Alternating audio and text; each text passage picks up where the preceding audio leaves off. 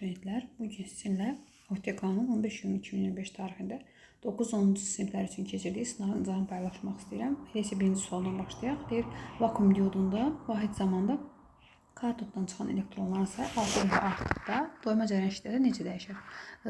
Bilirik ki, doyma cərəyan şiddəti katoddan çıxan elektronların sayı ilə düz mütənasibətlidir. Əgər o 6 dəfə artırsa, doyma cərəyan şiddəti də 6 dəfə artacaq. Ona görə C variantı olacaq. İkinci suala baxsaq, sürətli hərəkət edən cismin sürətinin proyeksiyasının zamanı asılı qrafik verilmişdir. Hansı qrafik bu cismindir? Təcilinin proyeksiyasının zamanı asılı qrafikinə uyğundur. Birinci hissədə görürük ki, cisim bərabər yeniləşən hərəkət edib, sonra düz xətli bərabər sürətli x istiqamətdə, sonra yenə x istiqamətdə bərabər yeniləşən hərəkət edib. İkinci hissə məlumdur ki, düz xətli bərabər sürətli hərəkət təcil sıfırdır. Ona görə təcilin sıfır olduğu hallar bir D-dir, bir də C-dir ikinci hissədə. İndi gəlin birinci və üçüncü hissəni müqayisə edək. Birinci hissədə bu bucağın tangensini tapsaq, tangens alfa bərabərdir sürət dəyişməsinin zamana nisbəti. Burada isə tangens alfa görürük ki, daha böyükdür. Buradakı bucaqdan, buradakı bucaq daha böyükdür. Alfa 2 böyükdür alfa 1-dən. Onda təcil də A2-də böyük olacaq A1-dən. Çünki təcil nədir? Sürət dəyişməsinin zamana nisbətidir. Məsəl üçün, birincinin sürət dəyişməsi bu qədərdirsə, ikincinin sürət dəyişməsi daha böyükdür. Baxın, bu qədərdir. Ona görə 3-də təcil daha çox olacaq, 1-də biraz az olacaq. Və təcilli hərəkətdə bilirik ki, bərabər yeniləşən və yavaşlayan ki, təcil sabit olur. Birinci hissədə görürsünüz, təcil biraz azdır. Sonra təcil sıfırdır. İkinci hissədə sonra yenə təcil daha çoxdur. Ona görə C variantı olur. 63-cü suala baxsaq, link və tərpənən blokuna ibarət sistem qüvvədə neçə dəfə qazanc verər? Linkin çəkisi nəzərə alınıb, bölgülər arası məsafə eynidir. Deməli, bilirik ki, tərpənən blokda buradan F qüvvəsi tətbiq olunubsa, burada F-dir və bu isə 2F qüvvə tətbiq olunur. Və buradan tarazlıq şərtini yazsaq, 2F qüvvəsinin qolu 1, 2, 3, 4 ara, yəni 4 dənə məsafədir. Ancaq bu cismin çəkisi MC isə dayaqdan 2 dənə ara, 1, 2, bu ilə bu qədər aralıqdadır. Buradan 2-lər ixtisar gedər hər tərəfdən. F bərabərdir, MC bölək 4 qalar. Biz də bilirik ki, MC-nin məxrəcində olan bizim qazancımızdır, D variantı. Sonra verilmiş kütləli ideal qazın izobar soyuması zamanı, izobar şərti deyir ki, izobardır, yəni P sabitdir. Soyuma deyirsə, temperatur azalır. Prosesimiz buna ibarətdir. Daxili enerjisi necə dəyişər, sıxlığı necə dəyişər? Bilirik ki, temperatur azalırsa, soyumadırsa, daxili enerji azalacaq. Çünki temperaturun düz axsıdır. Sıxlıq isə ρ bərabərdir. PM bölü R T düsturundan izobar prosesdir, sabitdir. Temperatur azalırsa, sıxlıq tərs mütənasibətli olduğu üçün artacaq. Cavab olacaq C variantı. 65-ci sualda 4 qram alüminium kristallaşdırıqda nə qədər istilik miqdarı ayrılır, onu soruşur. C bərabərdir. Lambda-M bilirik ki, istilik miqdarı kristallaşanda və yaxud da əriyəndə lambda-M-ə bərabərdir. 40 qramı çevirsək kiloqrama 0,4 eləyər. 3,9-a vursaq 10 üstü 5 nəyə bərabər olar? Bu cavablardan 15,6 olar. 15,6 kilojoule almış olar. Sonra 66-da 65 idi. 66. 66-da işıq mənbəyindən ekran verilmiş. Bu işıq mənbəyi ekrandan 100 cm məsafədir. Yəni bu məsafə buradan bura qədər məsafə 100 cm-dir. AB cismindir, elə yerə qoyaq ki, yəni hansı məsafəyə qoyaq ki, ekrandan özdə. Bu məsafəni istəyir, bu ekrandan olan məsafə istəyir AB cisminin. Qoymaq lazımdır ki, ekranda 5 dəfə böyüdülmüş xəyalı alınsın. Yəni cisim özü x ölçüdə olsun, xəyalı 5x ölçüdə olsun. Biz bilirik ki, bu tip məsələlərdə üçgen oxşarlıq qaydasına istifadə edirik. Və biz gəlin bu məsafələri adlandıraq. 2 üçbucaq olsun. Hansı üçbucaq olsun? Biri bu olsun. Bir də silin bunu səliqəli çəkmək üçün. Deməli, işıq mənbəyindən belə gedirsə, bir üçbucağımız budur. Bir üçbucağımız budur. Baxın. Balaca. Digər üçbucağımız isə bu böyük üçbucaqdır.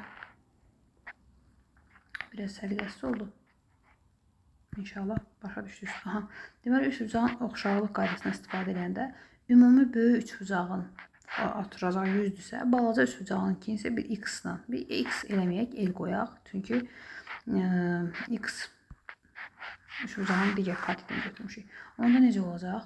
Kiçik üçbucağın x-in öz oturacağı nisbəti elə nisbəti, böyük üçbucağın oturacağının nisbəti 100-ə, x-lar gedər. Buradan el bərabər olar 20-yə. Yəni bu məsafə 20 alındı. Bunları bir də silim ki, məsafəni göstərim sizə. Deməli, cisim buradan işıq mənbəyinə 20 cm-də məsafə, 20 dösə, onda bura nə qədər qalacaq? 100-dən 20 çıxarıq, 80 cm. Cavab 80 cm olar. Daha sonra elektron şüa borusunda deyir, 20 kilovolt gərginlikdə işləyir elektron şüa borusu. Ekran çatan elektron kinetik enerjisini istəyir. Y kinetik bərabərdir YU. YU-dursa, onda 1.6 vurulsun, 10 üstü mənfi 19, o da vurulsun 20 vurulsun, 10 üstü 3-ə. Bu belə gedər, 32 qalar, 32 vurulsun 10 üstü mənfi 16, cavabları, bir dənə buradan silib, bunu balacaladım. 10-dakı vurulsun 10 üstü 15 kimi yazıb, düzgün var, C variantı. 68-də deyir, mühərrik 1 saatda zamanı verib, 1 saatımız 3600 saniyədir, çeviririk. 3.6 kilogram kütləni verib, 3.6 kilogramda benzindir sərf edirsə, 25 metr böl saniyə sürətlə düz xəttə bərabər hərəkət edən avtomobilin dartı qüvvəsini tapın. Bir də bizə burada aşağıdan mötərizədə yanma istiliyin veribdir benzinin. 5 vurulsun 10 üstü 7-dir. Bizdən istəyir dartı qüvvəsini. Biz bilirik ki, iş nəyə bərabərdir? İş bərabərdir N vurulsun T-yə. Burada N-in yerinə F vurulsun V qoyarıq. T də olduğu kimi qalar.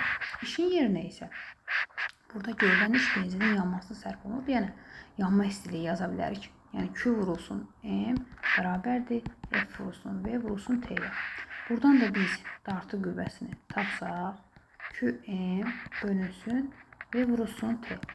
Hesablasaq, Q 5 vurulsun 10 üstü 7, kütləmiz 3.6, sürətimiz 25, zamanımız da 3600. Bu ikisi 0 getsə, bir dənə də bu getsə, burada qalar 4. 4 qalandan sonra bu 36-dan bu 36 getdi. Bir dənə də buradan verərik bunun yanına. Eləyər 2000, cavab 2000. O da eləyər 2 kN. C variantı. Sonra gəlir 69-a. Deyir, sindirik qabda poşenin altında olan doymamış buxarın izotermik sıxılması var. Yəni, izotermik prosesdir, temperatur sabitdir. Sıxılma deyirsə, həcmi azaldırıq. Prosesi yazıq, özü doymamış buxardır. Yəni, proses buradan başlayıb belə gedir.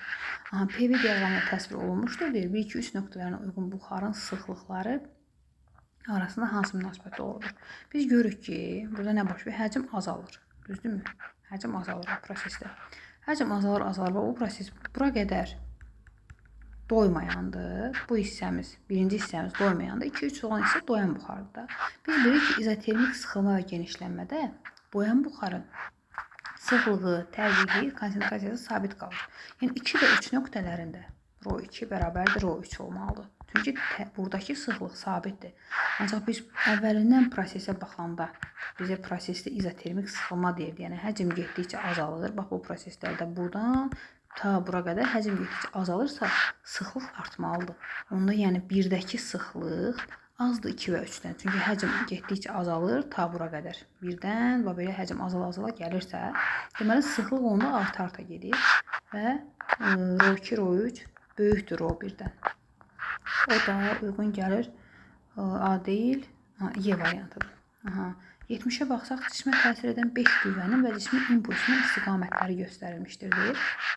Cismin istiqaməti bu istiqamətdə görürsünüz. İmpuls hansı istiqamətdədirsə, sürət də o istiqamətdədir. Hansı qüvvənin işi sıfırdır? Biz bilirik ki, cismin hərəkət istiqamətinə, perpendikulyar istiqamətə yönələn qüvvələrin işi sıfırdır.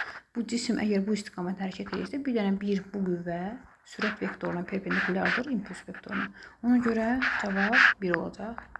1 istiqamətində göstərilən qüvvənin işi sıfıra bərabərdir. 71-də deyir, hansı təbiət hadisəsi qaz boşalması baş verir? Qaz boşalması harada baş verir? İldırımın çaxması zamanı qaz boşalması baş verir. Sonra iki paralel cərəyanın naqil arasındakı maqnit qarşılıqlı təsir qüvvələrinin istiqaməti hansı variantda özünü göstərilmişdir? Biz bilirik ki, cərəyan naqillər eyni istiqamətdə, bax bu cür eyni istiqamətdə yönəlirsə, bir-birini cəzb edirlər. Əgər əks istiqamətdə yönəlirlərsə, itələnirlər. Bax belə, bu istiqamətdə olmalıdır. Yəni eyni istiqamətdə cəzb olunurlar deyənə cavab C variantıdır. Əks istiqamətdə itələnirlər. Qayda olaraq yadda saxlamaq lazımdır. 73-də deyir ki, elektroliz prosesində katodda ayrılan metalın həcminin məhluldan keçən cərəyan şiddətindən asılılıq qrafiki verilmişdir. Həcm bilirik ki, M bölünsün rhodur. Biz də bilirik ki, Faradeyin qanunlarının M bərabərdir nəyə? K, I, T bölünsün rhoya. Görürük ki, düsturdan K, V, I ilə, yəni cərəyan şiddətindən düz asılıdır. Ona görə Y variantı. 74-də də yer səthinə eyni hündürlükdən 3 cisim şəkildə göstərilən sürətlərlə aşağı istiqamətdə atılmışlar. Bu məsələdə M1 böyükdür, M2 böyükdür, M3 və V1 kiçikdir, V2 bərabərdir, V3 olarsa cisimlərin yerə düşmə müddətləri arasında hansı münasibət doğrudur? Bu məsələdə qeyd eləməliydik ki, müqavimət qüvvələri nəzərə alınmır. Bunu nəzərlərindən qaçıbdır yəqin ki. Ancaq biz mütləq nəzərə almalıyıq. F müqavimət nəzərə alınmır burada. Nəzərə alınmır. Və cismin kütlələri də nəzərə alınır. Yerə düşən cisimlər bilirik, kütləyə baxmırıq biz, düşmə müddətinə baxanda. Bilirik ki, onda kütlə nəzərə alınmırsa, ikinci cisimlə üçüncü cismin sürəti bərabərdirsə, onda bunlar elə eyni zamanda düşəcəklər də, yəni T2 bərabər olacaq T3-ə. Düzdürmü? Ancaq birinci cismin sürəti azdır. Siz məntiqlə düşünməlisiniz ki, indi mən 3 dənə cisim atıram, 2 dənə cismi atıram 5-ci mərtəbədən tutaq ki, aşağı 20 sürətlə, ancaq bu sürəti balaca olanı atmışam 5 metr/saniyə sürətlə. Hansı daha tez çatar? Hansının düşmə müddəti az olar? Əvvəlki sürəti çox olan daha tez çatacaq, yəni düşmə müddəti az vaxt düşəcək də. Ancaq sürəti az olan gec düşəcəyi üçün düşmə müddəti çoxdur. Yəni T1 çox olacaq T2 və T3-ə. Ona görə cavab olacaq D variantı. 75. Deyir, cisim hansı halda cismin potensial enerjisi dəyişmir, Y potensial dəyişmir deyir. Ancaq kinetik enerjisi Y kinetik artır. Bilirik ki, nə vaxt potensial enerji dəyişmir? Yalnız üfüqi müstəvidə. Aşağıdan yuxarı, şaquli hərəkətdə həmişə dəyişir. Bunu silməliyik. Şaquli hərəkəti dəyişir. Qaldı burada üfüqi variantlar. Ancaq bizdə şərtdə deyir ki, potensial dəyişməsin, həm də kinetik artsın. Kinetik nə vaxt artır? Kinetik isə bərabər yeniləşən hərəkətdə artır. Ona görə biz üfüqi müstəvidə bərabər yeniləşən hərəkət, yəni sürət artanda bərabər yeniləşən hərəkətdə kinetik enerji də artacaq. Ona görə biz Y variantı götürməliyik. 76-da deyir, bir cisim maqnit sahəsinin qüvvə xətlərinə perpendikulyar istiqamətdə yerləşdirilmiş cərəyanın düz naqil təsir edən amper qüvvəsinin maqnit indüksiyasına asılıq, F amperin B indüksiyasına asılıq qrafik verilmişdir. Uzunluğu verib 4 metrdir, cərəyan şiddətini istəyir. Bilirik ki, F amper nəyə bərabərdir? I, B elə. Buradan cərəyan şiddətini tapsaq, F amper bölünsün B vurulsun elə. F amperimiz götürək özümüz 320, B 40, 320'ye uyğun, evdəki 4 metr. İxtisar getsə burada nə qalar? 8 qalar. 8 ilə də bölərik 2 amper. Cavab A variantı olur. Sonra gələk 76 idi bu. 77-yə. 77-də proton intensivli xətlərin əksi istiqamətində 40 volt potensial fərqini keçdikdə onun kinetik enerjisi necə dəyişir? Bilirik ki, proton qüvvə xətlərinə əksi istiqamətdə sahəyə daxil olubdursa, o bərabər yavaşlayan hərəkət edir. Bərabər yavaşlayan hərəkətdə isə kinetik enerjimiz azalır. Əvvəl artar variantlarını artıra götürə bilmərik. Ancaq azalar ola bilər. Və protondan gedir söhbət. Protonun bir-birdir də, yəni yükü bir elektron, bir Y-dir. Belə deyək, yükü. Onda kinetik enerji bərabər olacaq Y-U'ya. Protonun da bir dənə olduğu üçün Y vurulsun 40 olacaq. Yəni 40 volt olacaq. Bu da 40 elektron volt və azalacaq. Yəni deyirəm, proton görürsünüz əks istiqamətə daxil olub. Əks istiqamətə daxil olduğu üçün bərabər yavaşlayan hərəkət edir. Bərabər yavaşlayan hərəkətdə isə kinetik enerji azalır. Və nə qədər azalır? 40 elektron volt azalır. 48-ə baxsaq, deyir, qüvvənin vahidi nədir? Newtondur. Döyətmə tezliyinin vahidinə böldükdə, tezliyin vahidi isə saniyə üstü -1-dir. Yəni Newton vuraq saniyə olur dolayısıyla. Onu da açanda Newton nədir? Kiloqram vurulsun metr bölünsün saniyə kvadratı. Burada da bir saniyə bunu yazırıq. Saniyələr getdi, qaldı kiloqram vurulsun metr bölünsün saniyə. Bu da bilirik ki, impulsun vahididir. 79-da deyir, mail müstəvi boyunca yuxarı qalxır. Görürsünüz, cismin hərəkəti yuxarı doğrudur. Cismə təsir sürtünmə qüvvəsi. Bilir ki, sürtünmə qüvvəsi həmişə hərəkətin əksinə yönəlir. Mail müstəvi boyunca. Və 3-dür. Sürtünmə qüvvəsinin istiqaməti. Əgər burada ağırlıq qüvvəsinin istiqamətini sorursaydı, bu cür aşağı, reaksiya qüvvəsini sorursaydı, belə bir istiqamətində olardı. Sonra 80 faydalı iş əmsalı ETA1 olan istilik mühərrikində işçi cisim T müddəti ərzində qızdırıcıdan kubir qədər istilik miqdarı alırsa, mühərrikin faydalı iş gücü hansı üstünə ifadə olunur. Bilir ki, faydalı iş əmsalı nədir? Artırıq bölünsün, kubir vurulsun 100%'dir. Düzdürmü? Yəni, burada 100%'i nəzərə almayıblar. Ehtiyac yoxdur. Bizdə 100% ilə yazmaq üsuda yoxdur. Artırığın yerinə güclə bağlı nə yaza bilərik? P vurulsun T və yaxud M vurulsun T. Fərqi yoxdur. O da bölünsün kubir. Buradan gücü tapsa, güc P bərabərdir. ETA vurulsun kubir bölünsün T olur. O da D variant edir. 81'də deyir, cismin həcminin 0.4 hissəsi mayeyə bataraq üzür. Batan hissəni yazmaq üçün necə yazırıq düsturu? V batan bölünsün V bərabərdir. Rho cism bölünsün rho maye. Bu da deyir ki, bunun 0.4 hissəsi batıb. Buna yazırıq 10/4, elə 0.4 də yaza bilər, heç bir fərqi yoxdur. Sonra deyir ki, həmin cisim sıxlığı 2 dəfə çox olan mayedə həcminin hansı hissəsi bataraq üzər? Yenə batan hissəsini tapırıq.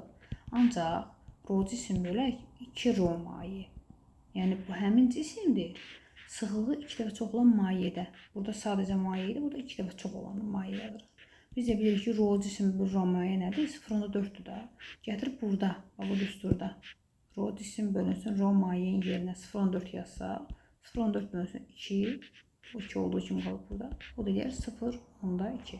Yəni mayenin sıxlığı artırsa, cisim neyir? Batan hissəsi azalacaq da, cisim daha da üzə çıxacaq, belə deyək.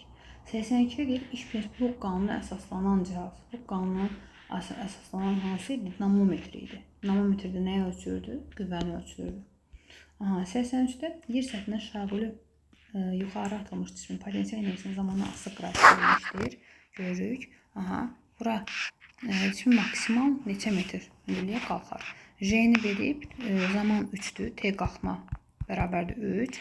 J bərabərdir 10'dur. Maksimal qalxma hündürlüyü necə tapırdıq? J vurulsun T kvadratı, yəni T qalxmanın kvadratı bölünsün 2. O da 10 vurulsun 9 bölünsün 2. O da eləyər 45 metr. Yəni maksimal qalxma hündürlüyümüz 45 metr var. Birinci maqnit sahəsinin induksiya xətlərinə perpendikulyar istiqamətdə sahəyə daxil olan elektronun sürəti V2 bərabərdir 3 V1 artdıqda Lorentz qüvvəsinin qiyməti 20 mikronewton artdı. Yəni F2 bərabərdir F1 plus 20 oldu. Lorentz qüvvəsinin əvvəlki qiymətini istəyir, F1 istəyir. 1-2 Lorentz qüvvəsi nəyə bərabərdir?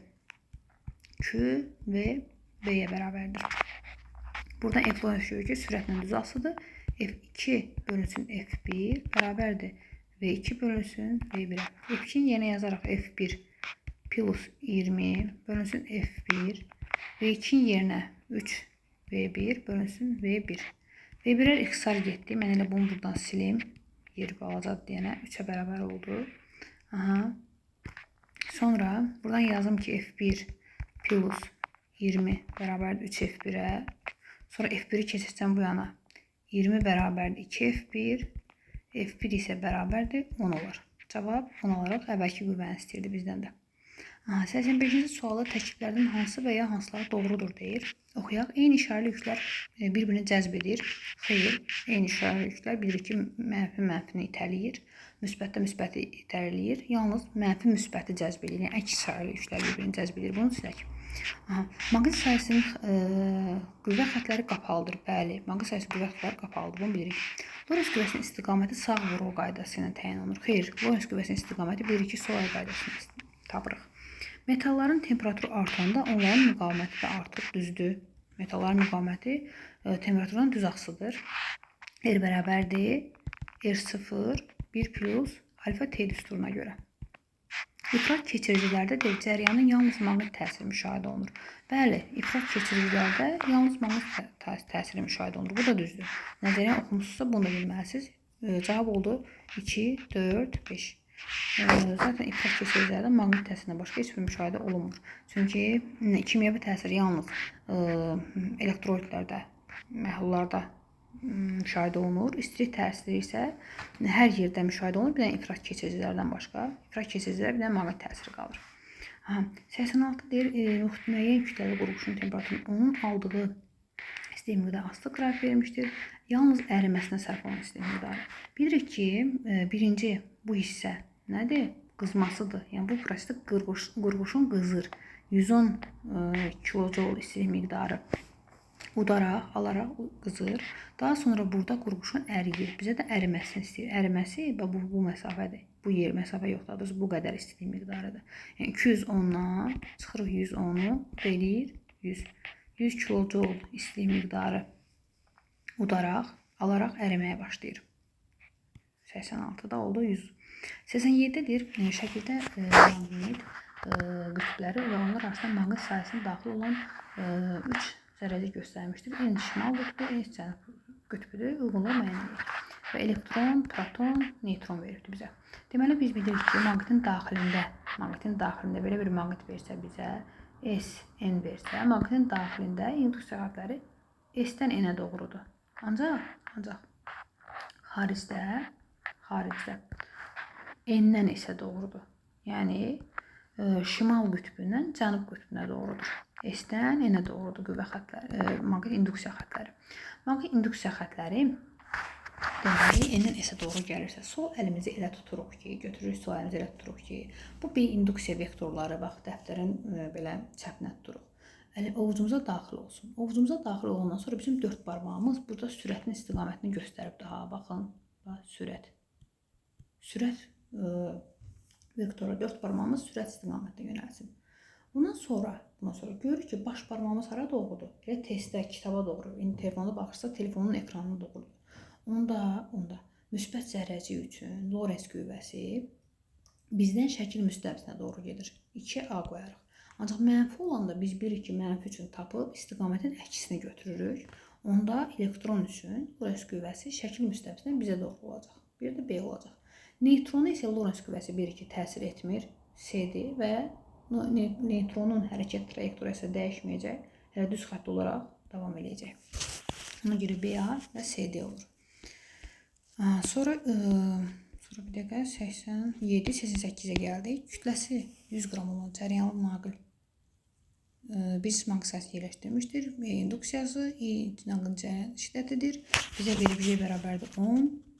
Belə bir sahə verib. Əlimizi tuturuq, sol əlimizi. Görürük ki, nöqtədir. Nöqtədirsə əlimizin içini ekrana doğru tuturuq. 4 barmağımız sola doğru gedir. Yəni cəryan istiqamətində. Baş barmağımız yuxarı doğru gedir. Yəni burada amper qüvvəsi yuxarı yönəlir. Bunu bildik. Və burada ağırlıq qüvvəsi mg aşağı doğru yönəlir. Bu bildik. Daha sonra gələk suallara baxaq. Amper qüvvəsinin istiqaməti hansı qayda ilə təyin olur? Özümüz də sol əl qaydasını tapdıq. Amper qüvvəsinin istiqaməti sol əl qaydası ilə müəyyən olunur. Burada tapdıq ki, amper qüvvəsi yuxarıdır. Burada əlavə olaraq amper qüvvəsinin necə tapdınız onu yaza bilərsiniz ki, əlimiz elə tuturuq ki, induksiya vektoru nöqtədə deyənəm şəkildə ovucumuza daxil olsun. 4 barmaq cəryan istiqamətində sola 90 dərəcə açılmış baş barmaq isə amper qüvvəsi istiqamətində yüz yuxarı yönəlsin şəkil müstəvisində. Yəni bunun qaydanı yaza bilərik. 89-da bizdə şagirdim sadəcə sol qaydası və yuxarı bunu qeyd etmişdi. Tam bal vermişdilər. Yəni belə deyim. 89. Naqilə təsir edən amper qüvvəsinin ağırlıq amper qüvvəsi deyir. Yəni F amper ağırlıq qüvvəsindən 3 dəfə böyükdür. Bərabərdir 3 mg-yə. Yaxşı deyir. Əvəzləyici qüvvəni tapın. Bu naqildə əgər F amper böyüksə mg-dən, əvəzləyici qüvvəni tapsaq nə olar? Amper böyüksə deməli naqil yuxarı hərəkət edir deyə əvəzləyici qüvvə F əvəzləyici bərabərdir. F amper çıxılsın mg olar da. Çünki amper böyükdür axı ağırlıq qüvvəsindən. F amperin yerinə 3 mg yazsaq Çıxılsın mg. Bu da deyir 2 mg. 2 vurulsun, kütləsini səhv eləmirəmsə 100 qram verib, R də 10'dur. 100 qramı çevirsək 0,1 kiloqram və R də 10'dur. O da eləyər 2. F əvəzləyici olar 2 Newton. Bunu tapdıq. Sonra 90'da deyir ki, naqilin təcilini tapın. Təcil nədir? Əvəzləyici qüvvənin kütləyə nisbətidir. Əvəzləyici qüvvəni incə tapdıq ki, 2'dir, düzdür 2 tapdıq. Aha, 2 Newtondur. Kütləmiz isə 0,1 kiloqramdır. 2'ni 0,1'ə bölsək, təcil üçün 20 alarıq. Sağ olun, bu qədər. Kanala abunə olsaq çox şad olaram.